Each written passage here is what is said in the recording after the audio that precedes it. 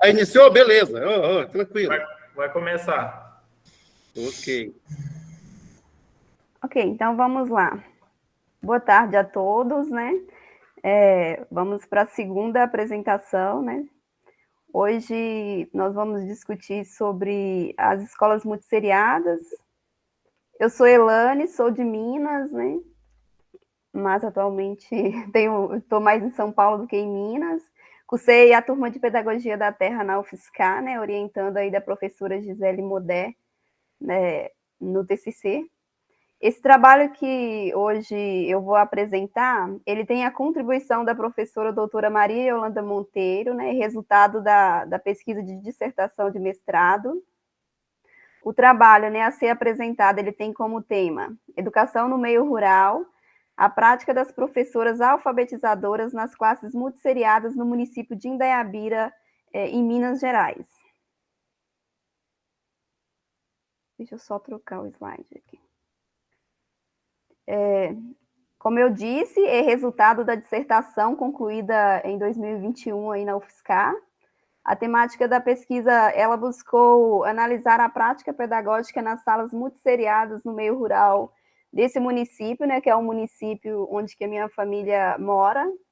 O interesse em pesquisar esse tema, ele se deu na graduação, né, quando nós desenvolvemos o TCC voltado para o direito à educação infantil no campo.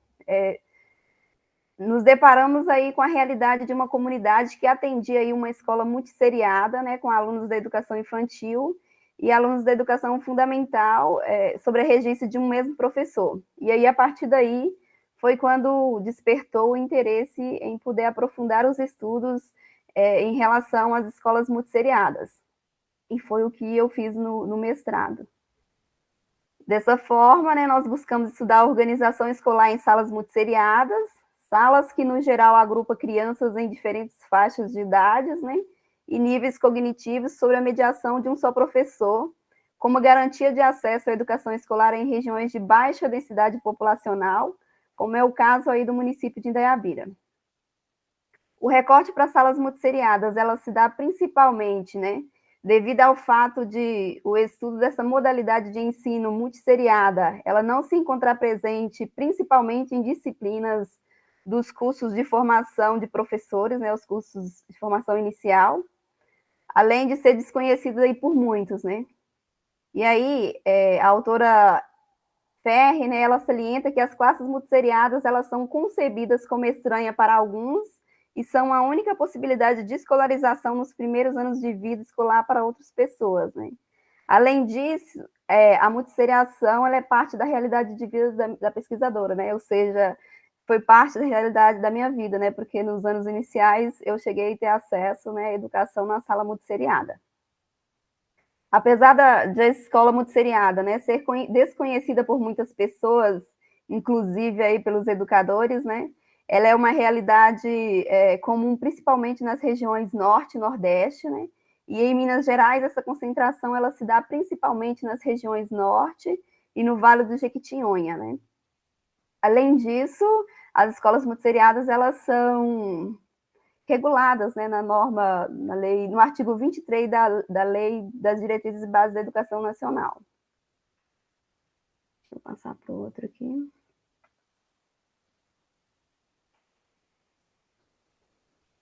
Bom, essa pesquisa tem como questão norteadora, né, como tem se dado a prática pedagógica das professoras alfabetizadoras nas salas multisseriadas no meio rural do município de Indaiabira, em Minas Gerais. Para responder, né, ao problema de pesquisa, nós buscamos aí o seguinte objetivo, né, analisar a prática pedagógica dessas professoras alfabetizadoras, né, principalmente aí nos anos iniciais. Os objetivos específicos: descrever o processo histórico de implementação das salas multisseriadas no meio rural, identificar e descrever as salas multisseriadas e suas condições no meio rural, pesquisar a prática docente nas salas multisseriadas, e analisar se as relações sociais, políticas, pedagógicas e econômicas, se essas relações elas influenciam as políticas para a educação no meio rural no município.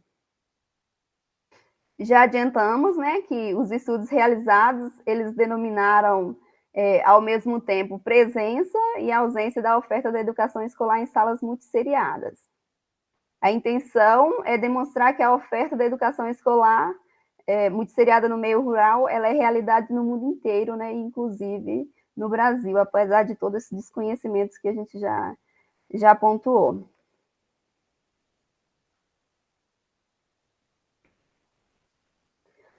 Diante disso, apesar de todas as mazelas, né, e das políticas de substituição promulgadas, né, desde a década de 1980, as escolas multisseriadas, elas vêm resistindo e adentram aí o século XXI. Adotamos na pesquisa, né, a abordagem qualitativa, né, com fontes documentais bibliográficas, realizamos entrevistas, né, com professoras aí dos anos iniciais da educação básica, né, com entrevistas e questionário, né. Então, são sujeitos aí da nossa investigação 4 professoras da rede pública municipal de salas multisseriadas. E aí a gente teve também, né, no chão da escola para poder ver essa realidade, como é que se dava. Deixa eu seguir para o outro slide aqui.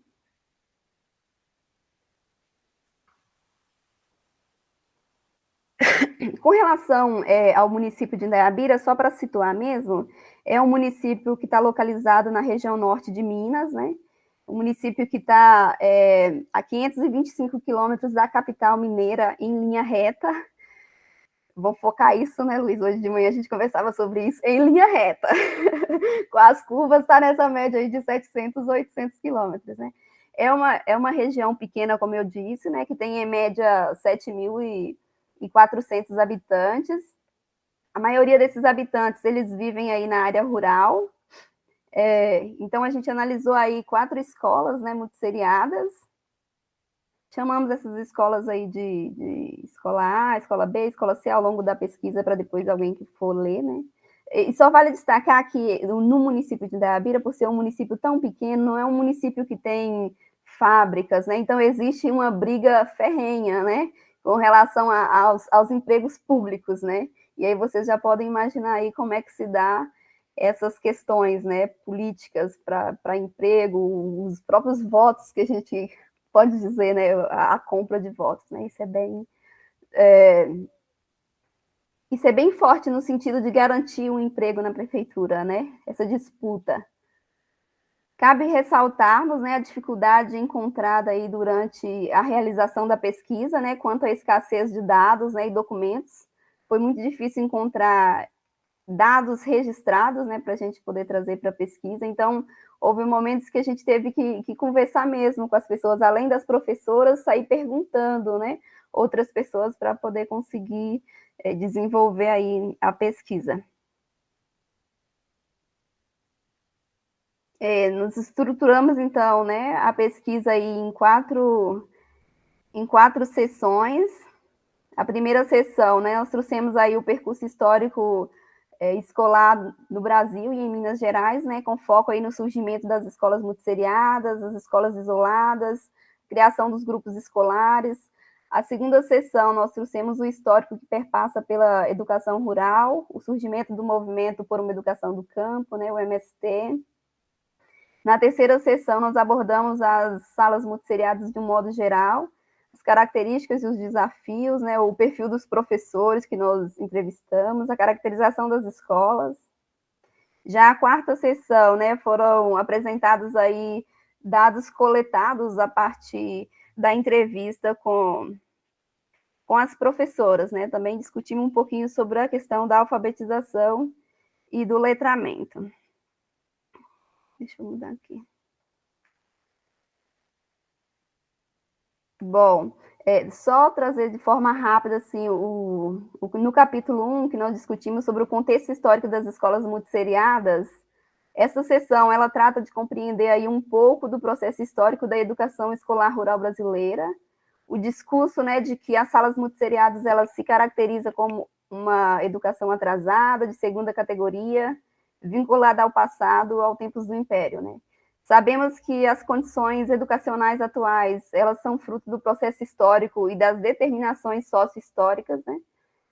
ou seja, as questões da educação rural, elas estão diretamente relacionadas com a estrutura fundiária brasileira, né, caracterizada aí por uma grande concentração de propriedade de terra na mão aí de poucos.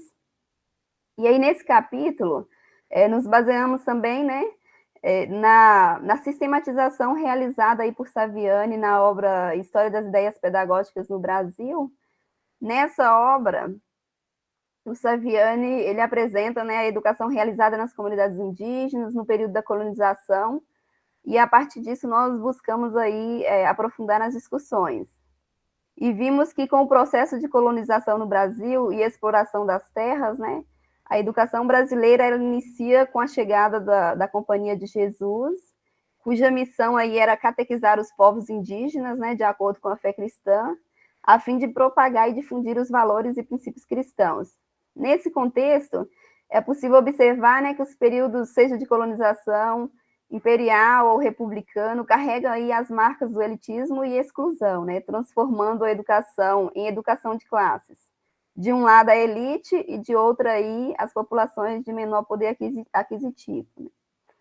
A partir da retomada histórica que fizemos ao longo da dissertação, nós podemos ver que desde a colonização, né, a educação ela foi pautada aí como um importante instrumento de dominação do povo. A discussão também, ela se passou pelas escolas primárias, né, ou escolas de primeiras letras, sendo aí substituídas por outro modelo de organização, que são os grupos escolares, né.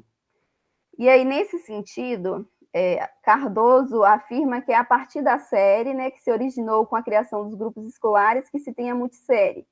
A autora também destaca que é no método mútuo que se tem o germe da escola multisseriada, como práticas semelhantes à que se conhece hoje, né, pois a nomenclatura escolas multisseriadas aparece no cenário educacional após os anos de 1970.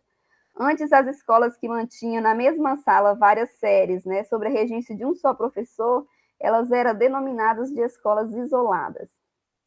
Segundo Saviani, né, o investimento insuficiente na educação no Brasil é histórico, né, antes mesmo das influências neoliberais, e se tratando aí do meio rural, a falta de investimento e condições de vida humana, elas se tornam ainda piores.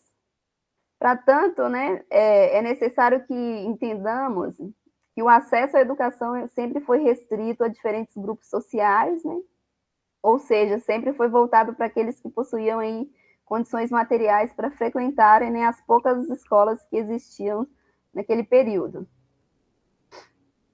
Então, de acordo com Faria Filho, né, quando as escolas isoladas elas já não serviam aos centros urbanos, elas ainda permaneciam, né, continuavam aparecendo nas periferias e principalmente aí nas escolas rurais, comprovando aí, né, os dois projetos de educação que nós mencionamos aí anteriormente.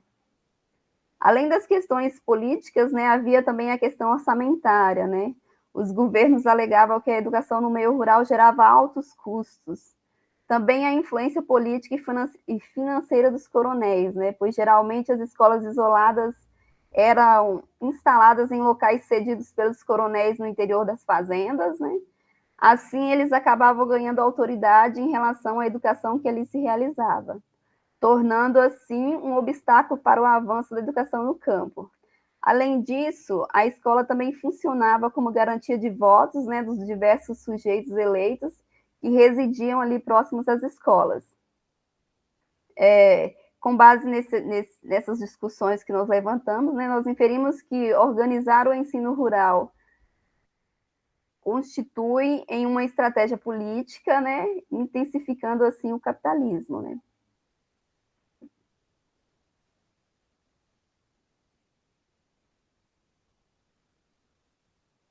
Bom, é importante ressaltar, né, como já descrito, que apesar de já existir esse tipo de organização multisseriada, né, somente nos anos de 1970 ela aparece a denominação multisseriada, né. E aí Ferri classifica que essas escolas, como eu já pontuei, né, com classes multisseriadas, elas têm uma longa história, elas foram e continuam, né, até hoje sendo os primeiros tipos de escolaridades possíveis para a zona rural, principalmente, né. E vale destacar, né, que a característica das escolas multisseriadas é a de reunir em torno de um único professor vários alunos aí de séries diferentes, né, e conhecimentos. Segundo Parente, a nomenclatura multisseriação ela está carregada de sentido negativo, que tem limitado a prática pedagógica, né? E associa a multisseriação a um tipo de escola de baixa qualidade, fraca, difícil, trabalhosa, né? Mas essa autora também ressalta que as escolas multisseriadas elas têm vida, né? Elas se criam e recriam em meio às inoperâncias, né, burocráticas. Apesar dos rótulos, muitos têm buscado exercer sua função política, né, e pedagógica.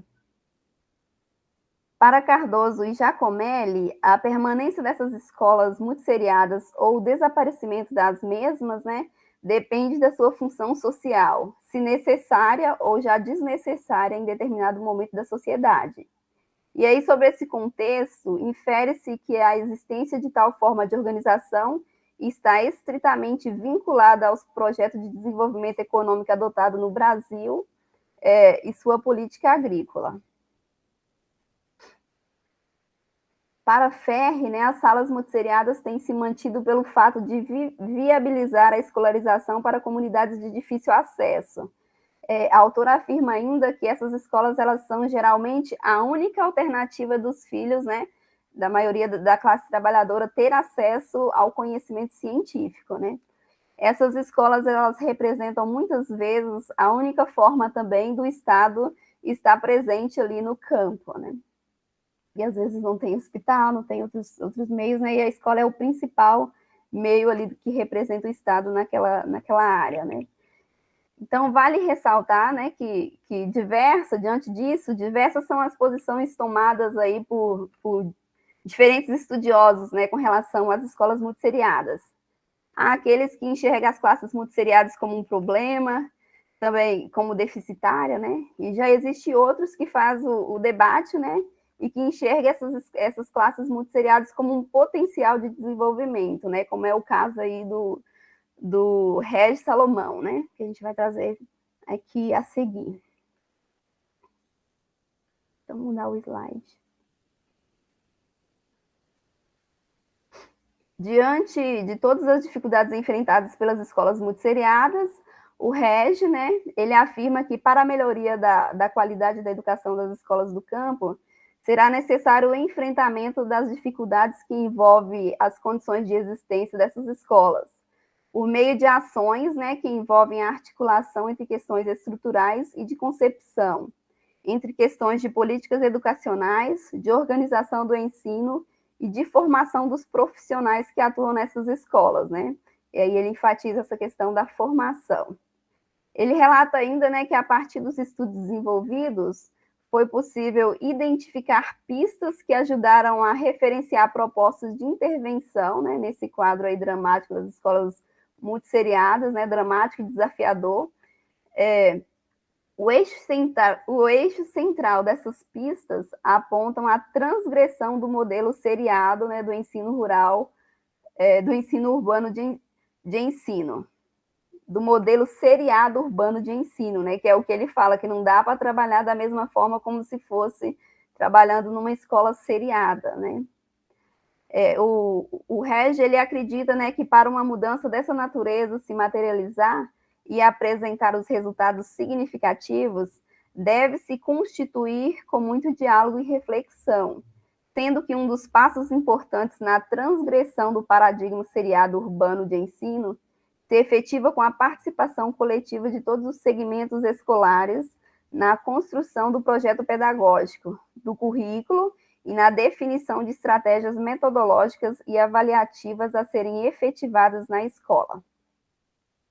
Ele afirma ainda, né, que quando o professor trabalha de forma seriada em uma classe multisseriada, ele contribui para a fragmentação e padronização do tempo, espaço e conhecimentos. Deixa eu trocar o slide. Bom, já a seção 2, na seção 1 eu trouxe só alguns apontamentos assim.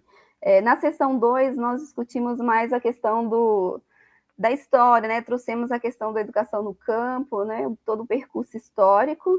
E aí nós buscamos nos estudos do professor Luiz, né, para compreender que nos anos de 1930, né, surge no cenário brasileiro aí um grupo contrário à industrialização e urbanização, né, grupo esse que começou a se preocupar com a educação rural, né, então a gente fez esse resgate aí para entender o período aí do ruralismo pedagógico, né, em que visava conter a migração, ou pelo menos dificultasse aí quando não impedisse a saída dos camponeses desse meio.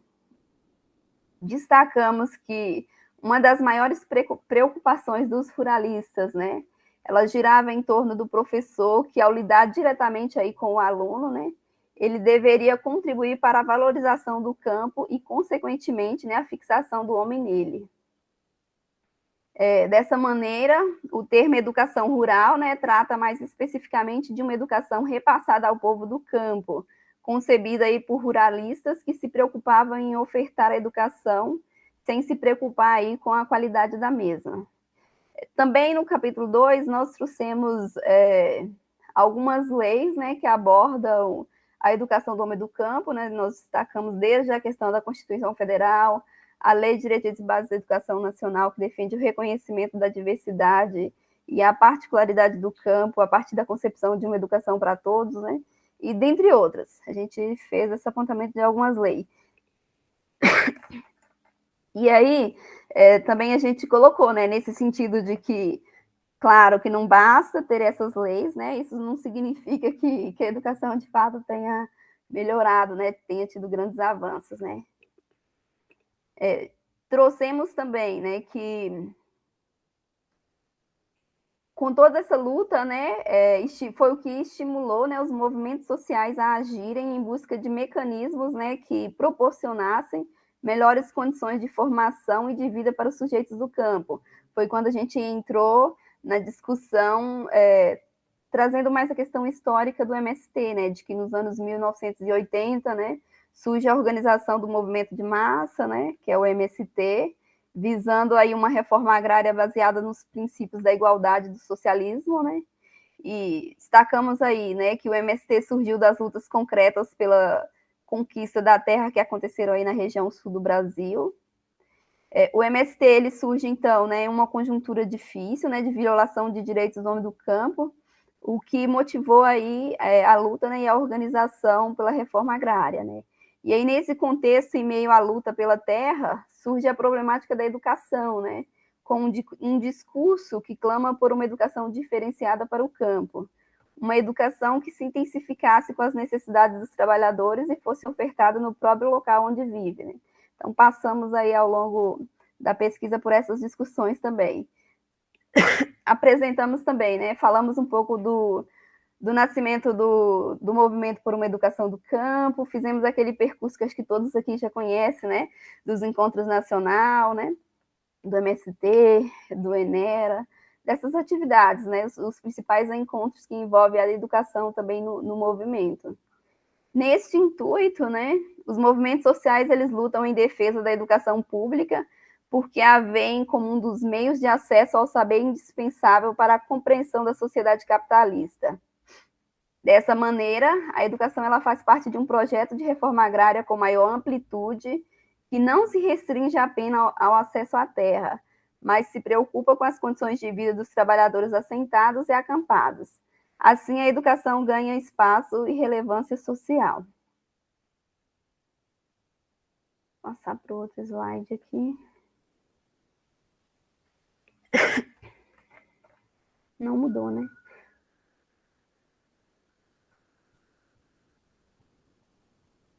Bom, dentro desse capítulo, nós trouxemos um subtítulo, né, que nós discutimos o processo histórico do ensino escolar no município de Indaiabira. E aí, eu só queria destacar alguns acontecimentos, porque como nós tivemos essa dificuldade de materiais registrados, algumas coisas as pessoas foram falando e aí nós trouxemos, porque acho que é algo que bem forte, né, e que acontecia em diversas regiões, né. E aí nós podemos ver que o ensino no município de Indaiabira como a escolaridade em pequenas comunidades, ela teve início, né, no momento em que os pais, né, naquele período que os pais se reuniam, né, e pagavam um adulto, né, que de certa forma tinha um conhecimento maior para ministrar essas aulas, né. Então esses foram relatos, né, de algumas referências das comunidades, né, as pessoas começavam a contar isso. E aí eles ressaltavam, né, que nem todas as pessoas tinham acesso a esse tipo de escolaridade porque não tinha condições de pagar, né. Então eram pouquíssimas as pessoas que conseguiam, mesmo pagando, ter esse acesso a esse pouco de conhecimento, né. Além disso, as aulas, né, na verdade, aconteciam, né, na casa da pessoa considerada como professor, ou de alguém que cedia um depósito na casa. Outros relataram, né, ter estudado em salas disponibilizadas aí por fazendeiros nas comunidades, e nesse caso as aulas não eram pagas, né? Mas aí destacava que as aulas, né, era só de primeira a terceira série, né, nessas regiões, nessas fazendas, né? E era muito raro ter até a quarta série. E as pessoas que queriam continuar os estudos, né? Isso nos anos de 1995, que nos relataram, né? As pessoas que queriam continuar os estudos precisavam ir para outras cidades, né? Porque lá não tinha. Também, nesse capítulo, nós destacamos a questão do fechamento das escolas e da multisseriação, né? Que é algo muito, muito forte que existe lá na região, né? Principalmente no município de Indaiabira. Em Minas Gerais, assim como em outros estados brasileiros, vimos que desde a Reforma Mineira da Educação, né, conhecida como Reforma João I, em 1906, houve um movimento em direção ao fechamento das escolas isoladas para a criação de grupos escolares, né? Aquele momento em que enxergava os grupos escolares aí como progresso, né? Em 1998, como parte dessa organização, né, através do Plano Mineiro de Nucleação de Escolas Multisseriadas, inicia-se o processo de nucleação no município de Indaiabira. O modelo pelo qual se caracteriza a nucleação, né, é o agrupamento de várias escolas, né, também conhecidas escolas multisseriadas. A proposta era que essas escolas elas fossem desativadas e os alunos e professores tivessem o acesso por meio de transportes escolares, né, a outras escolas, as escolas chamadas núcleo, né. Nesse caso, eu saí da escola multisseriada e fui estudar na escola núcleo, né. Foi uma realidade que eu vivenciei também. Dentre os fatores que impulsionam o fechamento de salas multisseriadas no campo, está o baixo número de alunos, né, o encantamento pela cidade, né, por acreditar que o ensino ofertado na cidade é melhor que o da área rural, né. Outro fator também que a gente pode trazer a partir dos estudos, que impulsiona essas ações, é a questão econômica, né, ou seja, o que move o poder executivo nessa ação é a economia, né, com a folha de pagamento. Eles estão mais preocupados aí com as questões econômicas, né, do que o bem-estar das crianças, né, de ter que serem transportadas por longas horas, né. E aí, nós também trouxemos os dados, né, daquela campanha do MST, né, uma campanha de denúncia contra o fechamento das escolas no campo, né, denominada fechar a escola é crime. Esses dados, né, eles afirmam que foram fechadas quase 8.000 escolas no campo brasileiro entre 1997 e 2018, somando aí quase 4.000 escolas fechadas por ano. A campanha realizada aí pelo MST, né, a gente sabe que tem sido fundamental para denunciar o acelerado fechamento de escolas, né, que vem acontecendo principalmente nas áreas rurais do país. Com relação ao município de Indaiabira, desde os anos de 98, né, várias escolas elas vêm sendo fechadas. Inclusive, uma das escolas que nós pesquisamos, né, foi fechada recente. E também trouxemos o debate em relação ao transporte, né, o transporte escolar, né, que é uma realidade difícil em todas as regiões rurais, né, que não tem transportes que não oferecem equipamentos de segurança, né, são pontos que surgiram ao longo da pesquisa, né. o estado de conservação é precário, e a gente vinha conversando sobre isso ainda hoje, né? O mesmo carro é aproveitado para várias comunidades, né? E isso sacrifica as crianças, né? A questão dos transtornos, né? O cansaço físico, o cansaço mental por percorrer aí várias comunidades, né? O mesmo transporte passa por várias comunidades, pegando alunos até chegar nas escolas, né? Sem contar com as estradas precárias, né? Cheias de buracos, poeira ou às vezes lama, né? Que os carros atolam. E essas são realidades que a gente pode vivenciar na região.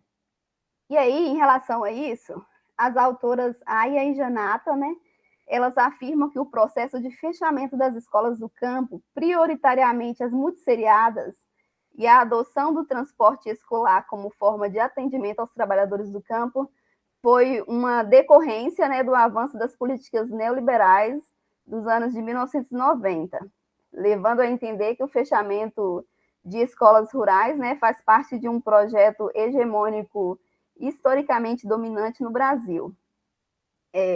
Acaba com as escolas no meio rural em nome de uma suposta qualidade, né, na educação. E assim submete os alunos, né, a longas viagens, principalmente. O capítulo 3. Vou trocar. O capítulo 3, nós trouxemos as salas multisseriadas, né, as características, né, as realidades mesmo vivenciadas. Essas informações, além do chão da escola, nós também coletamos dados, né, junto à Secretaria Municipal de Educação e coletamos dados do projeto político-pedagógico. Aqui cabe destacar que são 4 escolas multisseriadas, mas existe apenas um PPP, e esse PPP, ele fica guardado, falar guardado, né, na Secretaria Municipal de Educação. Então, não é um documento que está ali na escola no dia a dia, né, para eventuais aí necessidades. Não, ele é apenas para 4 escolas e fica na Secretaria de Educação. E aí a gente tira cada um aí suas conclusões, né? A parte dos debates que a gente costuma fazer da importância do PPP. Bom, as condições, né, em relação às condições das escolas que nós visitamos, né, aquelas condições, né, de bastante precárias, falta de infraestrutura, espaços pequenos, falta de recursos pedagógicos, né, quadra, biblioteca, banheiros, né. Esses 4 prédios, né, eles estão localizados na área rural do município, né, e são prédios aí que, de certa forma, necessitam de diversos reparos. E aí, no município de Indaiabira, quanto mais distante a escola está da cidade, né, mais desprovida de recursos ela é. Daí eu trouxe aqui algumas imagens, que acho que ajudam a enxergar melhor. São 4 escolas na área rural, e aí dá para perceber que essa escola que tem uma caixa branca, acho que dá para ver, essa escola praticamente ela não tem banheiro. Ela tem um banheiro aqui ao lado, mas é uma escola que não tem um banheiro que não tem descarga. Então, para ser usado, precisa ser usado com balde.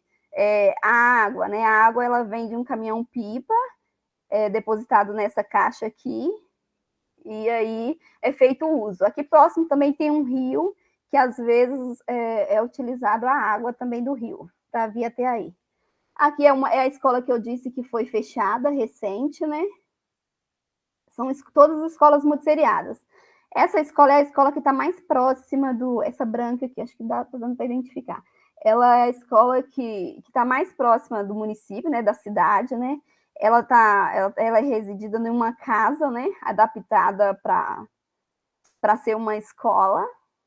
E essa escola aqui é a que tem a maior infraestrutura. Na verdade, ela era do Estado, né? E aí, recente, quando a gente estava fazendo a pesquisa, ela foi municipalizada, né? Daí já dá para ver que ela tem uma estrutura bem maior, apesar aí das paredes descascadas, né? Ela tem uma estrutura maior. O que eu queria chamar a atenção? Que isso aqui é uma sala dessa escola, que é uma casa, dessa branca aqui ao lado. E aí a professora, ela questionava muito, né, que ela dava aula dentro de um quarto para 15 crianças, né, e que a questão principalmente da ventilação, né, era coisa que ela questionava, né, que só tinha uma janela e uma portinha aqui.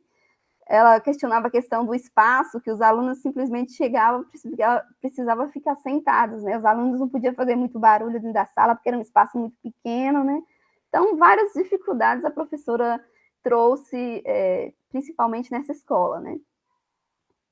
Deixa eu passar para outra.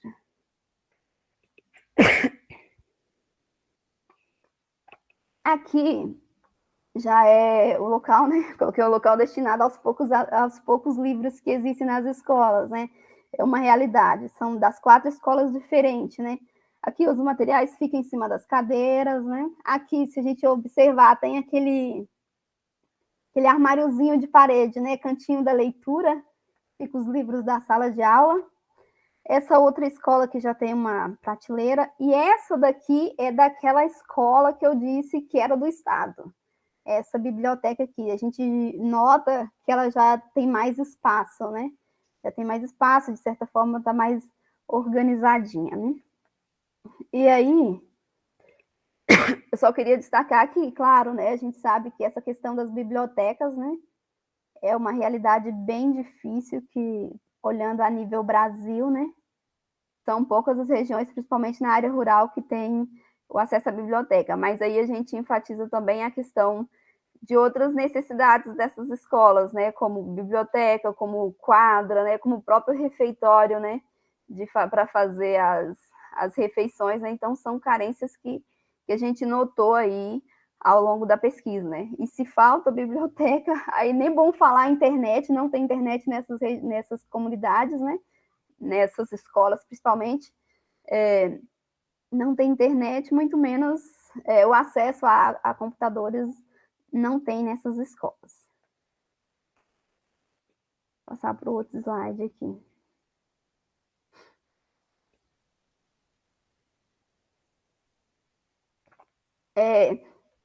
Aqui também nesse capítulo 3, né, nós discutimos um pouco a formação inicial e continuada dos professores, né, e vimos que em relação à formação de professores, né, nós trouxemos essa discussão principalmente por não existir, né, essa discussão nas formações, né, principalmente nos cursos de formação inicial e até mesmo nos cursos de formação continuada, né. Além disso, durante as entrevistas, né, as professoras elas relatavam, né, que não teve acesso à discussão sobre a multissérie nos cursos, né. E aí a gente trouxe essa discussão aí sobre as escolas multisseriadas, né. E aí, para Barreto, né, a exigência da formação superior ela levou a um crescimento desordenado de instituições privadas, né, colocando em xeque a qualidade aí da formação docente. E nós podemos ver, né, que essas professoras elas disseram, né, que se apoiam principalmente nas experiências, né, ou nos saberes da formação primária, né, aquilo que elas viam os professores fazendo, elas meio que replicam, né, diriam que replicam. Bom, em relação às professoras que nós pesquisamos, né, elas eram todas mulheres, né, nessas escolas multisseriadas, elas relatam, né, que a experiência delas, muitas se deram antes mesmo de ter formação em pedagogia, outras disseram que, uma outra, né, disse que foi a convite do prefeito, ela tinha formação em administração, se eu não me engano, e aí teve o convite, né, ela ainda estava cursando a pedagogia, ela foi dar aula, né? Então, são várias as formas, várias escolhas docentes, né? Algumas diziam também, né, que escolheu ser professora, porque era o único curso que tinha na região, questão financeira, né? Então, foram diversas as formas. No último capítulo, então, já para a gente finalizando, no último capítulo, nós trouxemos sobre a questão da alfabetização, do letramento, né? E trouxemos também mais a fala das professoras em relação à prática, né? Em relação à alfabetização e letramento, né? Nós destacamos aqui uma fala da Soares, né? Que diz, né, que alfabetizar e letrar são duas ações distintas, mas não inseparáveis. Ao contrário, né, o ideal seria alfabetizar letrando, ou seja, ensinar a ler e a escrever no contexto das práticas sociais da leitura e da escrita, de modo que o indivíduo se tornasse ao mesmo tempo alfabetizado e letrado, né? E aí é importante ressaltar, né, que a formação do professor, né, e seu nível de letramento, ele tem peso aí nessas escolhas, né? Também trouxemos o debate de Martins e Dangió, né, sobre a questão da importância dos conteúdos, né, o conteúdo, forma e destinatário, né, esse cuidado com os conteúdos relevantes, né, principalmente, independente se é sala multisseriada ou não.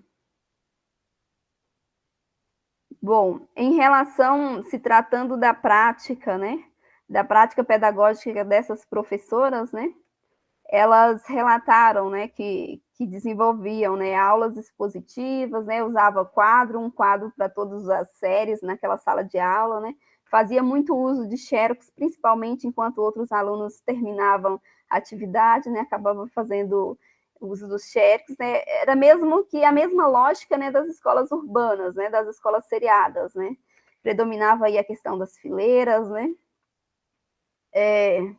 as professoras, elas disseram realizar um único planejamento, né, para todas as, por exemplo, uma sala que tivesse primeiro, segundo e terceiro, um planejamento para cada, ela fazia um planejamento para cada série, na verdade, e fazia esse planejamento mensal, ou semanal.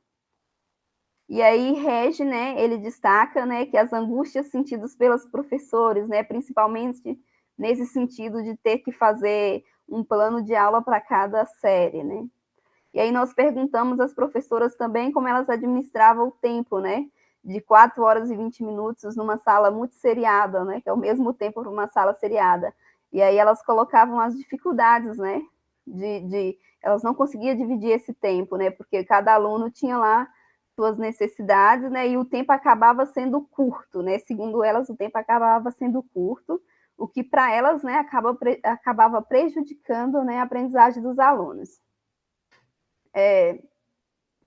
As professoras, né, elas acreditavam que a organização multisseriada e o fator tempo, né, são fatores que dificultam, né, o trabalho docente. Elas eram responsáveis aí por ministrar também todas as disciplinas, né, e aí elas destacavam que enfatizava principalmente, né, as disciplinas de português e matemática. E aí essas professoras também, diante dos desafios, né, até aqui que a gente apresentou, nós relembramos, né, as dificuldades da infraestrutura e a questão pedagógica que as escolas multisseriadas elas se encontram, né, essas dificuldades. E vimos que, apesar de existir a oferta da educação básica nessas escolas, né, essas escolas não têm ofertado condições básicas, né, para o melhor desenvolvimento do ensino, né.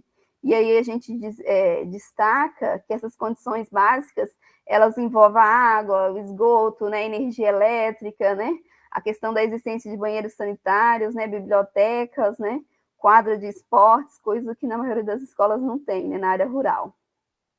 Bom, nós perguntamos às professoras, né, os aspectos que dificultam a prática pedagógica, né, na sala multisseriada, e aí elas destacam que o fato de ser multisseriada, né, já considera um fator que dificulta a ação pedagógica, mas elas acreditam também, principalmente pelo fato disso elas não ter tido formação, né, em relação às salas multisseriadas, o que dificulta na prática. E aí nós notamos, né, a partir da fala das professoras, que as condições que as escolas se encontram, né, interferem aí diretamente, né, no desenvolvimento do trabalho docente, né, e o que acarreta também no processo de ensino-aprendizagem dos alunos. E aí, diante disso, né, a formação, no que se refere à prática das professoras, ainda que as professoras elas tenham se esforçado para dar o melhor de si, né, o desenvolvimento cognitivo e humano dos alunos, as propostas educacionais elas se materializam na sala de aula, né?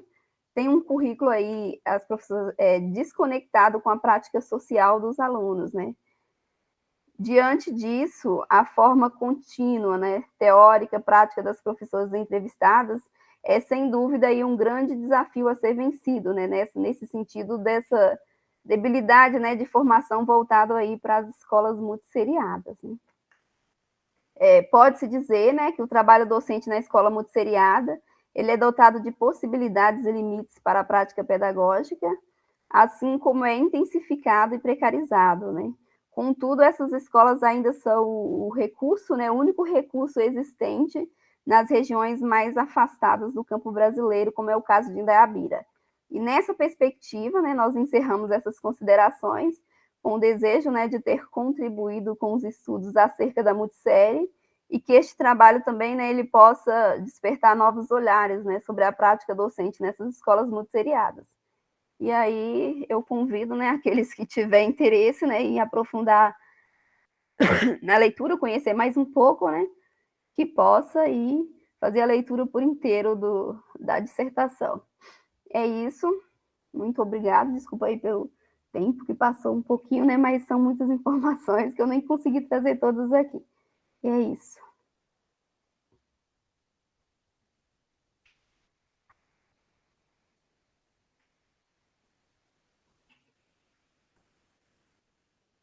Me ouvem? Sim, ouvimos. Muito boa a exposição. O trabalho eu já sabia da qualidade dele, já tinha dado uma olhada, embora não tivesse lido a dissertação, mas eu já tinha dado uma olhada nela. Mas a qualidade do trabalho e a exposição, parabéns. Eu acho que ficou muito, né, interessante, muito claro, e mostra um pouco que a gente tem, a discussão que a gente tem feito, né? A discussão das condições de trabalho dos professores, mas que não é apenas a discussão, a questão das condições de trabalho, é a própria representação da escola, a infraestrutura e quais as condições em que a escola, em que essas políticas voltadas para o trabalhador do campo, elas são, ou elas colocam o professor que trabalha no campo, né? Acho que é importante a questão da própria formação continuada do professor e um pouco a discussão que a gente sempre faz, né? O que os cursos de formação inicial fazem com esses professores, né? Qual é a preparação que os cursos de formação inicial dão para que os professores possam chegar no campo, trabalhar com classes multisseriadas e poder transmitir o conhecimento que a escola tem que transmitir da forma como deveria transmitir, né? Como que o trabalhador do campo é visto como uma pessoa, um trabalhador, o aluno, né, principalmente, um estudante de segunda categoria, para quem não se deve dar muita coisa. Basta ver as condições que foram relatadas de escola, da escola, né? Não tem laboratório, biblioteca não tem, são poucos livros em condições precárias, não tem laboratório de informática, não tem laboratório de química, de física, internet não tem, né? Como que pensar no desenvolvimento dessas comunidades a partir dessas condições e das condições que o próprio poder público coloca e obriga os professores a trabalhar, né? Eu acho que essas questões aparecem de forma bastante interessante e, de fato, seria interessante a disponibilização. Esse texto está no nosso grupo, não? Eu acho que não. Eu acho que seria interessante disponibilizar, que o Patrick colocasse como um dos textos um grupo para que as pessoas tivessem acesso.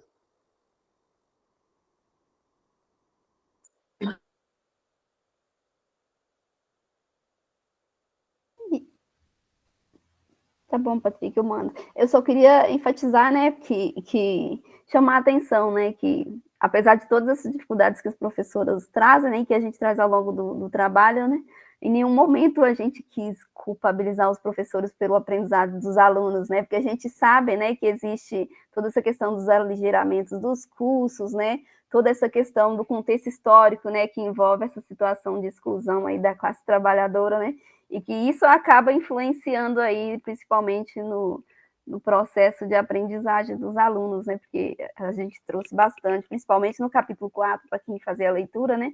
Que a todo momento as professoras elas reafirmam essa dificuldade, né?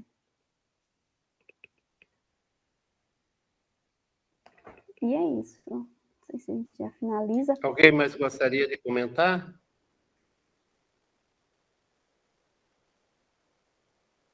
Lu?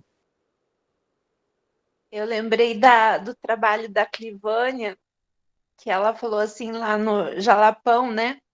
Que o governador de lá deu um tablet para cada aluno e nem energia elétrica tinha nas escolas. Então é mais ou menos isso mesmo, que eles não estão se preocupando com nada. Aqui mesmo na nossa região, muitas escolas foram fechadas. A Apucarana fechou todas as escolas. Então a gente sabe, as escolas rurais, né, foram todas fechadas. Infelizmente, a gente sabe que depois eles vêm com política de agricultura familiar e não ajudam, não tem, as escolas não funcionam. Então, realmente é um caso que a gente fica entristecido.